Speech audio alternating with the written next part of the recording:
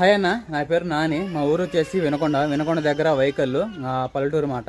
అయితే ఇంకా రీసెంట్గా అయితే ఇంకా బైక్ అయితే తీసుకున్నాను అనమాట. 2 years వస్తుంది. ఇంకా బండి మొత్తం మీరు చూపిమన్నారు కదా, వాట్సాప్ పెట్టమన్నారు కదా, అందుకని చెప్పేసి ఈరోజు బండి చూపిద్దాం అనుకుంటున్నాను. కొంచెం ఇంకా ఈ బుజ్జి బండిని, నాకు ఇష్టం వచ్చే బండిని ఇంకా యూట్యూబ్ చూసారా, యూట్యూబ్ ఇంకా నేను యూట్యూబర్ అనమాట. ఇంకా అయినప్పటికీ ఉంటాయి కదా ఏదో మ్యాటర్స్, ఇంకా అందువల్ల అమ్మాల్సి వస్తుంది అనమాట. ఇంకా బైక్ కండిషన్ ఎలా ఉందో మొత్తం మీకు చూపిస్తాను రండి. ఇదన్నా బండి లుక్ అయితే హీరో ఎక్స్ట్రీమ్ 160R అన్నమాట. సరేనా, సాసులేరా పక్కరారా. ఇంకా బైక్ అయితే ఇదన్నా, ఫుల్ కండిషను, చాలా బాగుంది. ఇంకా మీ దగ్గర దాచేది ఏం లేదు. కొత్తగా టైర్ అయితే ఇప్పించాను. కొత్తగా టైర్, అలానే స్వింగ్ యాక్షన్ ఒకటి కొంచెం లూజ్ అయితే అది కూడా స్వింగ్ యాక్షన్ ఒకటి, టైర్ ఒకటి వేయించాను అనమాట. బ్యాక్ టైర్ ఏదైనా కొత్తది ఇంకా అరగలేదు అనమాట. వేయించి 1 month కూడా అవ్వలేదు. అది ఫ్రంట్ బాగానే ఉంది టైరు. ఇంకా బండి లుక్ అయితే మొత్తం ఇది. సరేనా, ఈ స్మార్ట్ నాని రాజు వ్లాగ్స్ మీరు ఒకసారి యూట్యూబ్లో సెర్చ్ చేసినా మా గురించి పూర్తి తెలిసిపోయింది. ఇంకా బండి లుక్ అయితే ఇది. సరేనా, మొత్తం బాగానే ఉంది కదా. కండిషన్ చూద్దామా. న్యూట్రల్లో ఉంది. అదన్నా బండి స్టార్ట్ అయింది చూసారా. ఇంజన్ ఇప్పుడు కూడా రిమార్క్ లేదు. ఇంజిన్ బాగా చాలా బాగుంది. హోండా యూనిక్ అనుకుంటూ చూసారా, అది ఇంజిన్ అన్నమాట.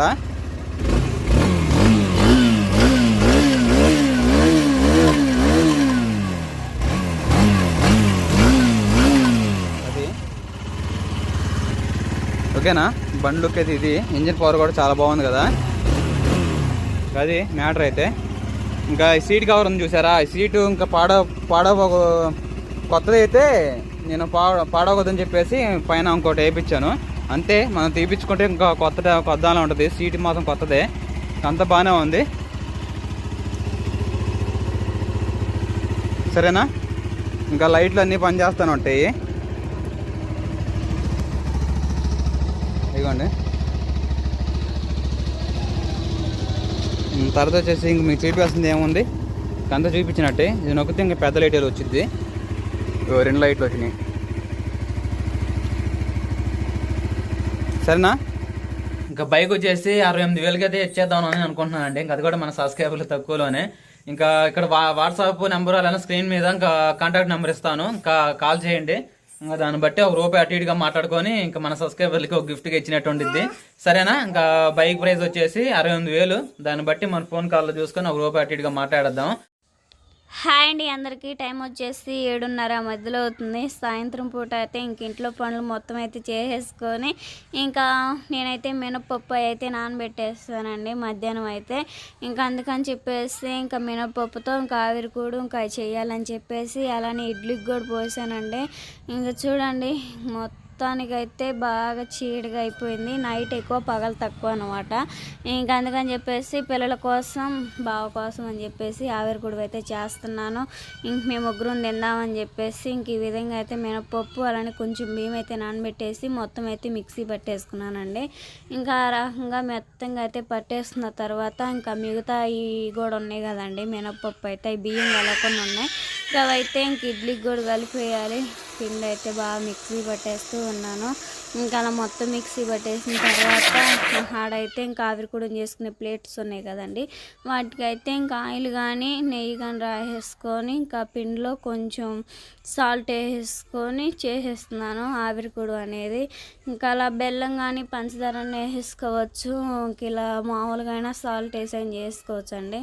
పిల్లలకైతే జలుబు చేసిందని చెప్పేసి నేను మామూలుగా సాల్ట్ వేసి చేశాను. లేకపోతే నాకు ఇష్టం అయితే అసలుకి మామూలుగా బెల్లం వేసుకునే చేసుకుంటాను. పిల్లల కోసం అని చెప్పేసి ఇంకా మామూలుగా బెల్లం ఏమి వేయకుండా మామూలుగానే చేస్తున్నానండి.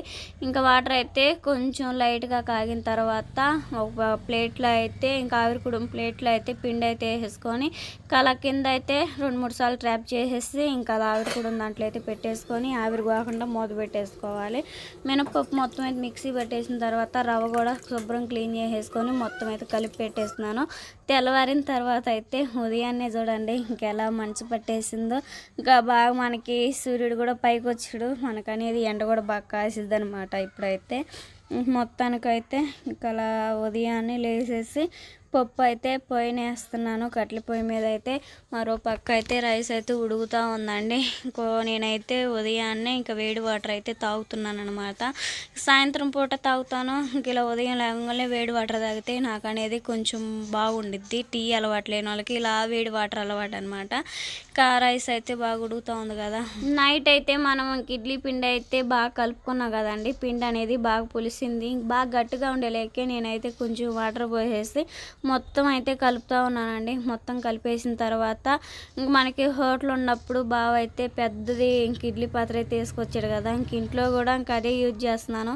చిన్నదైతే 2-3 సార్లు 2-3 వాయిలు పడతాయి. ఇలా పెద్దదైతే ఇంక మనకు ఒక్క వాయికే ఉడికిపోతాయండి. ఇంకా అలా ఆయిల్ అయితే అప్లై చేసేసి ఇంకా ఇడ్లీ అయితే వేస్తూ ఉన్నాను. పిండి అనేది ఒక పక్క అయితే ఇడ్లీ చేయాలి, సాంబార్ చేయాలి, చట్నీ చేయాలి, భోజనం చేయాలి. బాగా టయానికి 8:30కి పని పంపించేసేయాలి.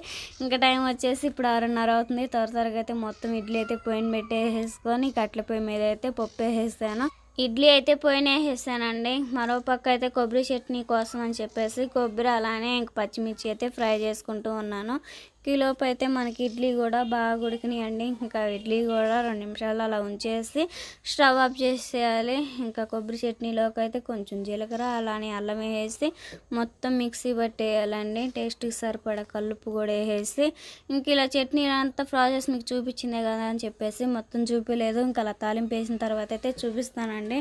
కొబ్బరి చట్నీ అయితే చాలా టేస్టీగా ఉంటుంది. ఇంకా అలానే సాంబార్లోకి అయితే ఇంక ఇంట్లో ఉన్న వాటికి ఇంకా వెజిటేబుల్ మొత్తం కట్ చేసుకొని ఆయిల్ వేడిన తర్వాత జీలకర్ర అలానే ఆవాలు మొత్తం వేసుకొని కలిపేసుకొని మనం ముందుగా కట్ చేసి పెట్టేసుకున్న దొండకాయ, బెండకాయ అలానే బంగాళదుంప, క్యారెట్, ఉల్లిపాయ, టమాటా, పచ్చిమిర్చి మొత్తం అయితే వేసుకొని బాగా కలిపేసుకోవాలి. ఇంకా సాంబార్ అయితే మన బాగా మరుగుతూ ఉంది కదండి. కట్టెల పొయ్యి మీద అయితే పప్పు అయితే మనకి ఎమ్మటనే ఉడికిపోయింది. గ్యాస్ మీద అయితే చాలా గ్యాస్ పట్టేసేది. ఇంకా పప్పు అయితే బాగా ఎనిపేసుకొని ఇంకా అలా బాగా మరిగే దాంట్లో చింతపులుసు అన్నీ పోసేసుకున్న తర్వాత సాంబార్లో అయితే కలిపేస్తున్నానండి.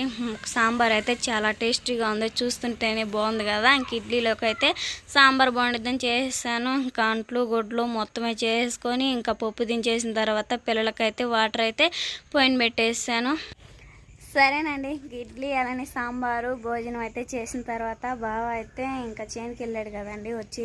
ఇంకా చేనుకి వెళ్ళి వచ్చి రాగానే టిఫిన్ చేసి భోజనం చేసి అయితే ఇంక పని టైం అయ్యలేకే 8:30కే పనికి వెళ్ళిపోయాడు. చిన్నమాయను బావ అయితే ఇంకా బావ అయితే పనికి వెళ్ళిన తర్వాత సాస్ బాబుని సుహాస్ని అయితే శుభ్రంగా స్నానం చేపించేసి ఇంకా సాస్ బాబుని ఇంకా స్కూల్ దగ్గర వదిలిపెట్టి వచ్చాను.